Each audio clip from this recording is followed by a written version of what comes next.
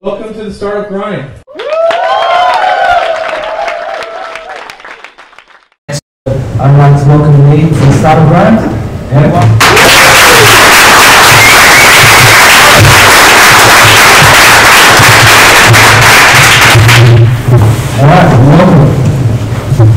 Can everyone hear me? Because I'm not going to use the microphone. Is that alright? Bad? Good? Alright, so we'll start off with a couple of standard questions. What did you want us to do? My parents owned hotels really early on, so they bought their first hotel when they were 19. They then turned that into 7 hotels in 10 years, and then got a divorce and sold everything. Typical business, right? So they were. Dad's always been an entrepreneur. He's always wanted to run business, and he sort of never really liked school like myself, but I think just always backed himself. Yeah. Was that in Adelaide or? Yeah, so that's all South Australia. So from southeast right up to the Riverland, pretty much, and Barossa Valley, where I grew up. Okay. What was your first experience in business as a kid? Did you have one? As a kid, not really. Like I didn't know lemonade stand. I read Richard Branson's book when I was 12 or 13 through school, and that kind of told me what I wanted to do, and that's to never work for anyone else. And I still am a little bit arrogant, and I've always backed myself. So it's just. One thing for me is that I didn't want to study, and I didn't. I never went to university. It just was something that never interested me, but I'm a practical learner, so whenever sort of I got thrown into something, I would learn very quick and pick it up. So I knew that book smart wasn't the right thing for me, but learning practically was the right thing for me. So when did you leave school? I finished year 12. Okay. Yeah, and then so year 12 left, went into the wine industry because I was from the Barossa. So did a couple of vintages, moved to America, did a vintage in California, just learned as much about the wine game as possible. Came back, managed a cellar door in the Barossa, set up another cellar door and a new winery, and then went and worked for Woolworths, our biggest competitor. And my dad sits on the board of Woolworths, so well, not anymore, but he did. So I was working for them, and then from that went into Vinomofo was my first. So how did Vinomofo work? Because I know they had huge competition, or they had huge issues when it came to Woolworths, didn't they? Yeah, I think Woolworths wanted to shut it down early, but I think we kind of stuck to our guns of being such a small boutique. There was, and I guess Justin and Andre, my business partners, had really strong connections through Coff, which was their previous business. So there was people willing to give us a go, and I was the one that was sort of doing all the buying for the business. So setting deals up when you're saying to someone, we want 50% off your wine, and I'd go out and sell 5 cases to our, like it was tough. But then I guess growth slowly happened, and we started getting better deals, and that's what sort of created us to, I think, 2.2 million in our first year. And then it sort of built from that. So how did you meet the guys? Justin and Andre brother-in-laws? Yeah. So Andre was an actor in Sydney, married Justin's sister, who was also an actor. So they met on a set of a TV show, and Justin was actually dating a friend of mine in the Barossa, and that's where I first met him. And then through my best mate Toby. Toby lives with Justin's now wife, so yeah, it was kind of 2 separate different connections. And then he knew I was in the wine game, and I always wanted to sort of sell booze and sort of compete against Woolworths because I hate the majors. So yeah, it was kind of something just sort of came together. So what did you do with Woolworths? So I was on the logistics side of things. So although I learned wine really early on from my dad and sort of growing up in the Barossa. I sort of did the logistical side of the business, which is next day delivery, and then sort of from that, I also had a lot of connections through Barossa Valley, so I knew stepping into Vinomofo and sort of founding it with the boys, that I would be the job that I was prepared to do would be sort of pretty simple. Vinomofo went to Melbourne. Did you go to Melbourne as well? Yeah. So I went over there for a year. So that was year 2. We sold to Catch of the Day, which is that's what made you big video. Yeah. So I don't know if you've seen it. So we did that and moved over, and then bought the business back about 18 months later, which was sort of the turning point of the business. So we went in, we negotiated, and we got the business for sort of where everyone was comfortable. They were happy, we were happy. Moved into Richmond. At that stage, we had 12 staff. I think at the moment there's 68 and plans to hire another 100. So you're still actively involved? I'm still one of the major shareholders. The boys obviously run all the business, and the growth from the last year and a half has been a credit to them. I sat on the board up until the beginning of this year, but I've now got a few other companies, so to give it my all, I couldn't do anymore, and the boys are smashing it, and all credit to them is they've gone and turned this into sort of an even bigger empire that I didn't think was probably going to be as big as it is now, and they've nearly doubled the business the last 12 months, and that's and where we are now is incredible. When you started Vinomofo, did you have some sort of thought of that? Because everyone starts a business, they have some image of what 3 years later looks like. For me, I was 24 and wanted a $100 million business that year, as anyone does. But it's that's becoming a reality pretty quick. So we've been the fastest growing business in Australia, helped that along, and it's been a roller coaster ride, and I've learned so much and a lot from Justin and Andre. They kind of took me under their wing. Justin was 34 and Andre was 38 or something. So I was the young one in the group, but I was ambitious and I had personality, and I think that's what they liked. And I had cash, so that was even better. So after you've left Vinomofo, now you're doing a bunch of stuff now. Yeah. So you went back to recruitment? So I've got a recruitment company based in Melbourne. So one of my good mates in Melbourne is a gun recruiter. I think he was 23 when we started the business, but he was just killing it. And I said to him, "Why don't you do something yourself?" And he said, "Well, I don't have a lot of cash." So I said to him, "I'll back you. Just do it." I said, I was where he is, those years ago, and now it's like being able to give back and being able to do that is it just makes you feel good inside, and being able to teach someone some learnings. And he's also got other, being in a different industry, obviously he's got completely different learnings to what I have as well, but it just works. So that's starting to smash it. Recruitment's very, very difficult, so we've got a few plans to sort of shake up and disrupt the recruitment industry, which is brilliant. And then I had that, and then Mismatch Brewing Company, which is our beer company. So wine to beer, which was, I just love booze. So I think gin's next. We're nomad brewers, so we brew out of a few different breweries and just lease part of their space. But now we're just about to start building our own brewery, which is really exciting. That's Adelaide based as well? So we're looking at 2 different sites, but I would say the winner at the moment is Adelaide. I want to go back to, you mentioned that you went to America. And you came back. Why did you come back? Well, it was hard to live in America for a long period of time, and especially when I was over there, which was 2006, going over on a J1 visa, which was the same one that apparently the guys that flew the planes were on, and it was they were very, very strict at that point in time. So we couldn't extend past. It was this is your time frame. That's all you got, and then did a bit of travel and came back. So obviously the tech space was building over there, but I was never in that space, so it would have been brilliant to go back then and sort of see all these startups that are now massive. But it was something, a field that I never thought that I'd go into. Because if you were to describe yourself, like apart from entrepreneur, like what's your skill set?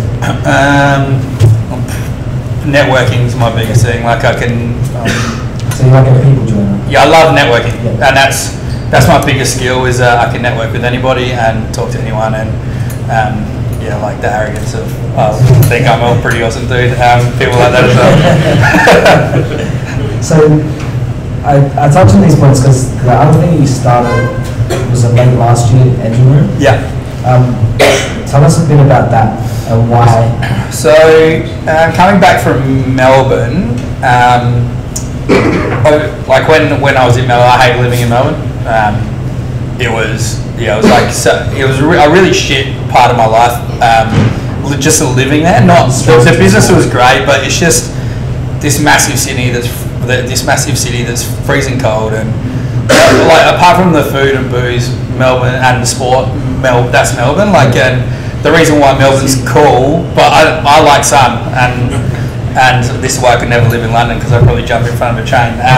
It's just cold all the time and it's dark all the time, and when you're working long hours, like I saw no daylight, where I was just in the office, and it did my head in. So I was like, I'm out. Andre was moving back to Adelaide with his family. I moved back to part-time Adelaide, part-time Melbourne. So he's a lot more Adelaide based now, but still flies back. Obviously, Justin and Andre are joint CEOs, so they're whenever they have something big, and now that the team's growing, they do a lot of team-based stuff. So he's back, and but most of his time now is spent on the road talking to people. It's sort of almost become a full-time role, but he's brilliant at it. So. Yeah, that's what I found because I interviewed him last year. Yeah. And it just seems all three of you guys love to talk. So yeah, my friends are. Do you have a timekeeper for your meetings? Well, no, but we've had meetings where they've started at 9 a.m. and we've walked out at like 6 p.m. and like not knowing what's happened. Everyone's missed lunch and we've gone through 14 jugs of water and we hate each other and then love each other, and there's. But I think that's a credit to the business, is that we all think completely differently, and that's what makes you think of every angle of the business. And there's if everyone's a yes man, you find that there's one person leading the way and it's their vision, but they're not looking outside of exactly. So with the EngineRoom, you started that with a couple of other guys. Yeah, so I moved back. Marcus Bailey, who did our first deal when we sold to Catch. And also helped us buy the business back.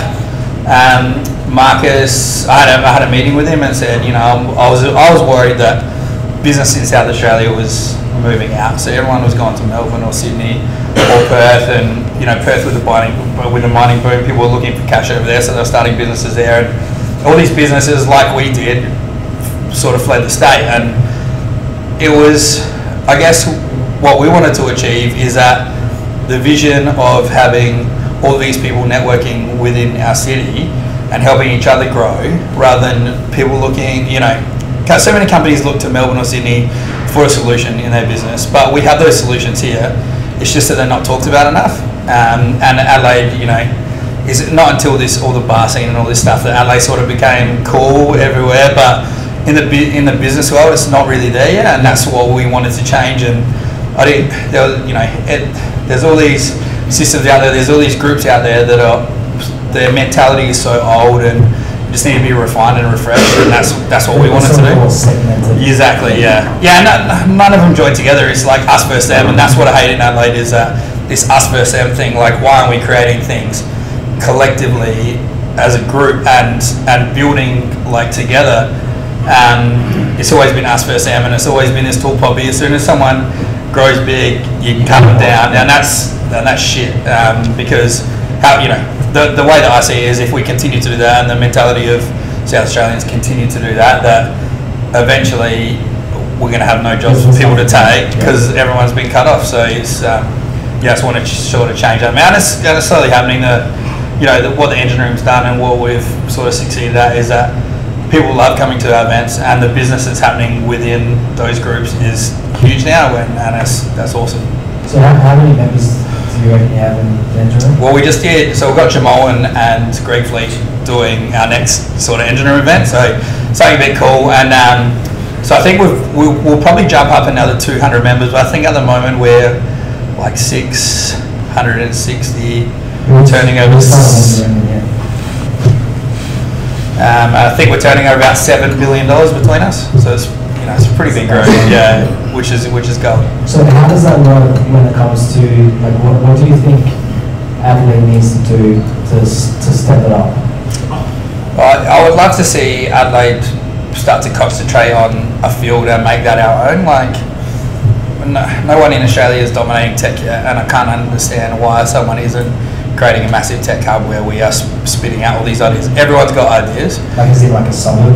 Yeah, like why aren't we a Silicon Valley of Australia? And we're on Asia's doorstep. Yeah. Like, you know how expensive it is to set up business over there, and all of them are old school business thinkers still, but they're so like innovative in what they do. It's like we should be, they should be coming to us, and we should be sort of building these ideas and helping them do it. But it's a long sort of process for it to happen.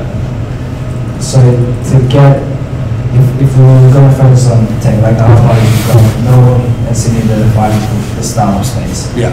And Adelaide, I guess from a startup space, are you looking more towards startups or just consulting type of thing? No, I think startups is a great space. I mean, you hear startup everywhere. It's turned into a hype. Yeah, it has. It really has. A cafe down the road is now a startup, which is, that's ridiculous. A startup has to.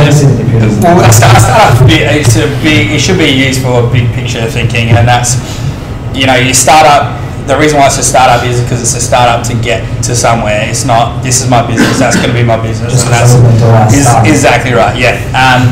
So, like, really working with those people and mentoring those people. We've got so many amazing mentors in Adelaide that are willing to throw their time out. I talk to them all the time, and they help mentor me in businesses. Like Albert Ben Simon from Shields will always open his door to me when I need, and he's old school business in Adelaide, but still, he thinks young, and that's a credit to his business. And if I ring him, he'll answer the phone, and if I want coffee, he'll meet me. And he's done that startup phase all those years ago and turned it into a successful company. So still got it. Yeah. So if you had a piece of advice for someone who doesn't know how to get to a mentor, like what would you want to be? I think if you see someone local, I think locally is the best place to start. So if you see someone in Adelaide doing something amazing, you should be reaching out to them, and there's so many ways to do that. Obviously LinkedIn and Facebook is pretty simple, and I don't know anyone that would just shuts people down and says no. Like, even if they're like, oh, shoot me an email with what you want, and I'll shoot something back to you, or I'll give you a buzz. And yeah, it's everyone's willing to help each other, especially successful business people in Adelaide, because they know how tough it is to succeed in this city, so they're willing to lend an ear and lend their time. Yeah. So that idea, I think, like being from Sydney and moving to Adelaide, the thing that I've noticed is that everyone in Adelaide knows each other. Yeah. So that keeps this constraint from people actually stepping out and taking a risk because they're worried that their reputation might get damaged. Yeah. What do you think about that in terms of? I don't think is that something you've seen? I don't think your reputation gets hurt if you start a business and fail. I don't think your reputation gets hurt. It's only when you fuck people over in business that no one will want anything. And I've seen that so many times, and people don't understand, in a community that's so small, the moment you fuck someone over in business is the moment that everyone will cut you off. And that word spreads quicker than any word, quicker than any success story, quicker than anything. The moment you do something bad to someone in business, you're done. Yeah. And people go out of their way to make sure that happens as well. It's happened to me, so I know. Shut that shit down. No, it wasn't that bad. But I've obviously with the, people owing money, or people, you create a partnership with someone and they don't hold up their end of the deal when it's all promises, and then you get to the point where they need to deliver and they don't. Then I see it all the time. It's only very minor things have happened to me, and it's all been taken care of pretty quick. But I don't think people should be scared of starting. Like, everyone's going to fail in business at least at some point in their business, and whether whether your business can sustain that fail. We make wrong calls all the time in Vinomofo, in Mismatch, in any business I'm involved in. The wrong call gets made, but you don't go all in on one call. Yeah, exactly right. So it's your reaction. So you should be never be scared of fail. And it's such, like, people say that all the time, but it's so true. Is that never be scared of failing. I think if you're failing, then you're learning.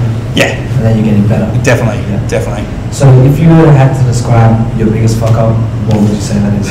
Oh shit. I've had a few ex-girlfriends that are pretty bad.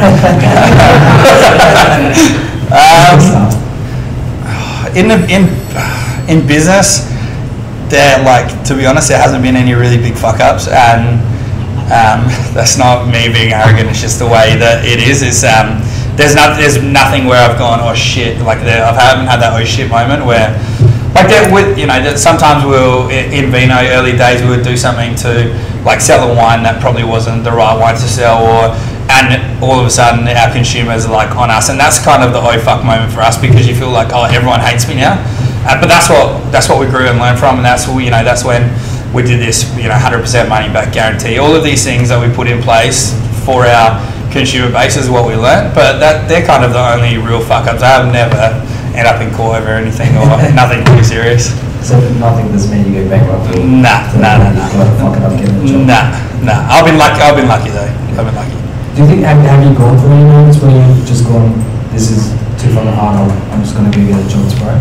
Nah. No. I think Vino. I was lucky enough to step into Vino as my first big thing. So I guess working the jobs that I did early on in the wine industry, I gained the knowledge that I needed to, and then Vino obviously speaks for itself. So I kind of now got this support network where it's kind of harder to fuck up. Yeah. But yeah, I haven't had that moment. I'm sure. It'll probably come at some point. Hopefully not, but it might. You got to prepare for it. Yeah. So if there's someone out there that wants to start a business, would you say definitely have a partner, go solo? I think what makes the best mix for a business partnership? Partners for sure. I get every business that I've been involved in or created has been with the right people, and that goes for your staff as well. You have to hire. Staff, or I guess for their strengths. Look at people's strengths rather than a job role. That's something that the boys and myself have done in Vino, is that every role is created and everyone takes a strengths test. And Andre introduced a strengths test into the business. So at the end of it, you know exactly what. And there's 60 different strengths out there, and we know pinpoint exactly what they are, and then we mold them into the business. And I don't think I'd ever go solo in a business, and I think purely, like I said before, is that outside perspective of any call that you're going to make. Yeah. Alright. I think we're going to open up for some questions. Yeah. I think I've covered everything I want to ask you. Cool. So if there's anyone who has a question, raise your hand, scream it out. Leigh, following on from what you've exactly said, for you are the people more important than the idea. So if we took you on and took wine out of play, could you still have been successful? I think our skill set was still wine. That's something that we all had in common. Probably now that we've learned a lot more about business, but as a startup, probably not. As a startup, I think we would have struggled. It's just the fact that we were also into wine that it worked. But now, Justin's strengths are so many other, like he loves a tech game now, so I'm sure you could put him in anywhere. And myself in a few things, and definitely Andre, but at the time, I think it would have been, a lot harder. Can you tell us a bit more about the catch of the day deal? What were the circumstances of what happened and why? Sort of interesting. There's something science, isn't it? No. I guess we both expected that this was going to be massive on their side and our side. Is that they expected wine to just boom with their members, and we thought their members would come across, and that's not the case. Is that if you got someone that wants to buy cheap Nikes online, there's nothing saying they want to buy Shiraz from the Barossa Valley, and that's you know, that was the difference between our businesses. Although they were online, they were not parallel, and our guys aren't bargain hunters. Like, although they're getting cheap wine, they're still in a high price range for wine. You're not getting wine for $2, you're getting, you know, wine sometimes $30, $40, $200, $300 a bottle, and that's the difference, is that we're not supplying bargains, we're supplying quality still.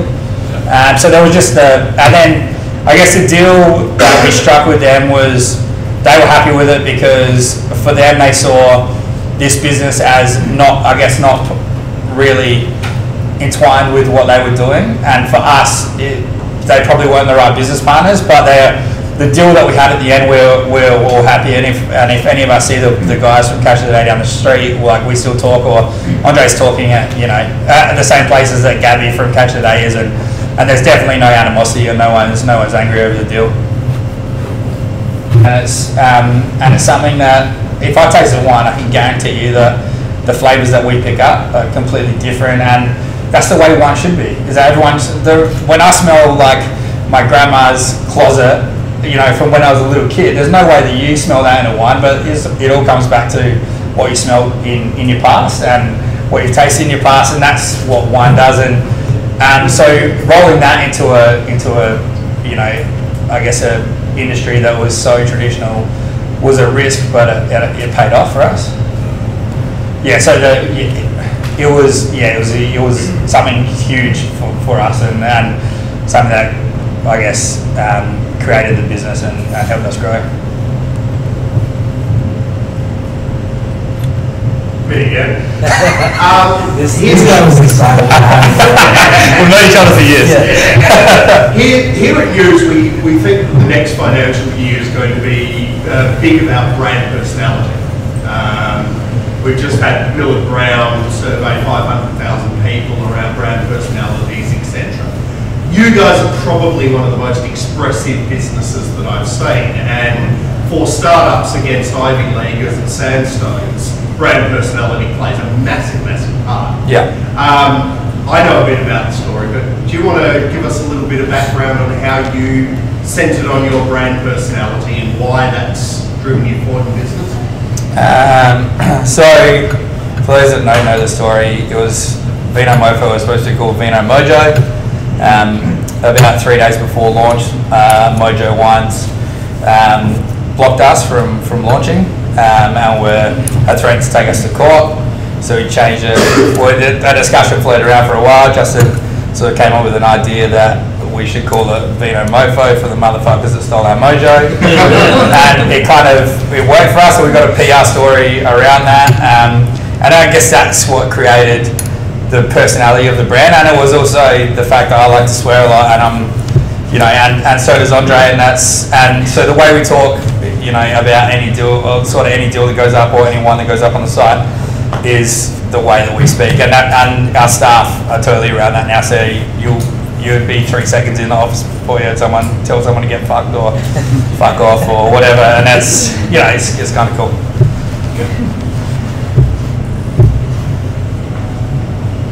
Any more questions? More questions, or we're good? I think we're good. You've got. How does the EngineRoom make money? It's a non-for-profit, so we're backed by the government along with so the advertiser help out, Better Go Bank, BDO, Kane & Co, lawyers, Coopers, Vinomofo, Hillsider. So all of these South Australian companies, obviously BDO's bigger, but they've sort of come in to support us. But it's not for profit. No one gets paid. We've got 2 full-time staff that will run all our events. But it's just about networking, and hopefully the very small amount of money that we raise to do it creates business further down the track, and hopefully the guys like BDO start seeing some clients push through their doors, and that's we want to introduce them to the right people as well. So that's why we've been pretty particular in who we partner up with. So running Vinomofo, I guess the core element of that business was the product, and the EngineRoom, the core element is you're selling a service. Yeah. What would you say would be, or are there any sort of key differences in success factors between trying to sell a product as opposed to a service? I think selling a service, you're still selling a product. I think the service that you create is a product, and that's, you know, the number one thing in any business should be your product, and product has to be key before anything else in your business. Is that if your product isn't right, your business will never grow, because people will come in and give you one shot, and if your product is shit, they'll leave. And I think the businesses should adapt sort of the service to be a product, and that's what they should be delivering. Is everything in their service should be a product that everyone stands by. So I guess they're sort of much of the same thing. On that, when you say that you get one shot, so customer service plays nothing in that to retain a customer? No, customer service plays a lot, but I think your product still has to be key before customer service, because if your product's right, the amount of customer service feedback you get back shrinks.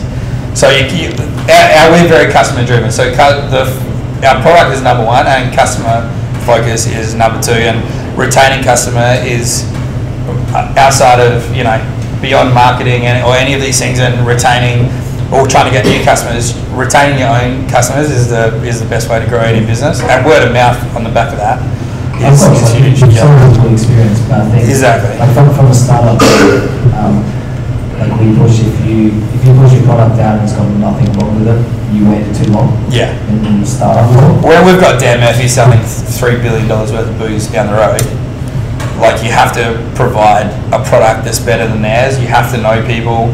Like, our customer service people know the names of like all of our regulars. They speak to them on the phone.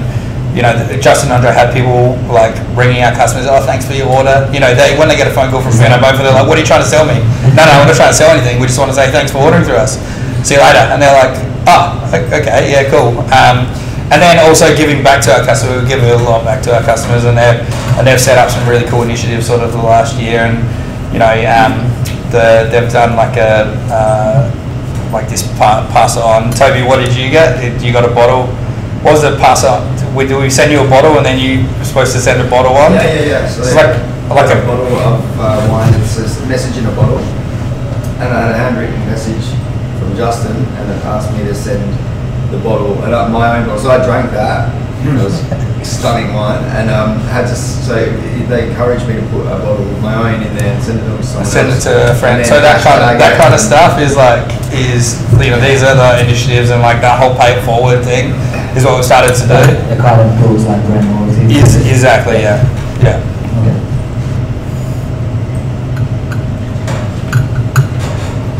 So being involved in a company, obviously, where profit is what you're motivated by, or one of the key factors in being successful, compared to being involved in a not-for-profit, apart from the obvious, what do you think the key differences, learnings are from those two endeavours? I don't, at this stage, I can't really take away too much from the EngineRoom, purely on the fact that we have an event. It sells out in 5 minutes. Not that anyone pays for it, but we still sell it out ticket-wise in 5 minutes. I guess the consumer base, which are the business owners in Adelaide, really listen to us. But also they're finding it beneficial for them to grow their business. Like, it's almost becoming a part of their business that they need to be at these events because of the different people that they've met. So I get the learnings of it. I'm not really sure. I don't really know yet, because we've only sort of had 5 events, everyone signed up, and we're just starting to grow now, and the vision of the EngineRoom's sort of unclear because we don't know what type of people are going to get in, what they're going to be talking about when they're, and then trying to structure that moving forward is probably when we'll get our key learnings on, and also trying to get feedback from them as to what is the best sort of thing of going to any of these events. And yeah. So it started out as like an experiment? Nah, yeah, it was like, why don't we do this, it will be cool, and then it just kind of got big really quick, and Sunday Mail put us on the front page, and that just went ballistic, and yeah, and then Jay Weatherall got involved, and then like it's kind of just steamrolled into something, and I'm like, fuck, this is massive now, what am I doing? And now we're just trying to get that vision clear, and I caught up with all the sponsors. I went and took them out for dinner and just had a conversation of where they want to see Adelaide go and where they want to see the EngineRoom move to, and what their feedback's been. So now they've got that, we'll sort of put it all together and then move forward. When's the next event? Next event is the 7th of July, I think, which is at the Bendigo Bank building. They've got like this really, really cool space. I don't know if you've been there, but they've got this space. It's got like 40-foot like ceilings and like these rafters everywhere and big garden indoors, and it goes out on the balcony. So so that's where we've got Jamal coming in, spin some shit, and Greg Fleet, which would be cool. Cool. That gets sent out to email, doesn't it? Yeah. So if you wanna, if you're a business owner and you wanna join the EngineRoom, it's free. You just go to the. You fill in the form. It's like 10 questions. Talks about revenue and stuff, but you don't have to disclose it if you don't want to. It kind of just helps us build how much turnover we're having within South Australia, which is a huge positive for the state. And then you get sent out every time we do an event, and then there'll be specific events for the type of business that you're in. So we did one at 2KW, which was just a select sort of 200 business owners, and then this one, and then we've got a few. I'm trying to get Richard Branson to come in, and Gary Vaynerchuk from US, and so. I was going to ask about him, because I heard Andre's a big fan. Oh, he's the boys got me onto him when we first started, and so this is this Jewish guy in New York who took over his parents' business. It was turning over about $4 million. It's called Wine Library. He now turns over $220 million in that business, but he's also one of the best speakers in the world, and I think he swears a lot too. Yeah, and he swears all the time. But his driving motivation is that he wants to buy the New Jersey Jets. That's his dream. But his customer loyalty and customer feedback is, if you get a chance, go on and watch him. All his sort of Facebook stuff comes out every day, and Ask Gary V. Ask Gary V show, which you can just send in questions, and he literally answers like he's answered my questions before. So I emailed him the other week when I went to New York. Oh yeah. I was like, spent some coffee. He's like, brother, I'm not in town, so otherwise I'll catch up with you. Yeah. That's how it really is. Like, Yeah. If you email him, he'll write back, and this dude has like 500,000 followers. So, but he's like, he's amazing. So we take a lot of what he does, and I'm sure, I want to get him in. Want to get him into Adelaide and do a sort of free show with him and Branson and a few others. So how's Branson going? Do you reckon you'll be able to Branson? Don't know.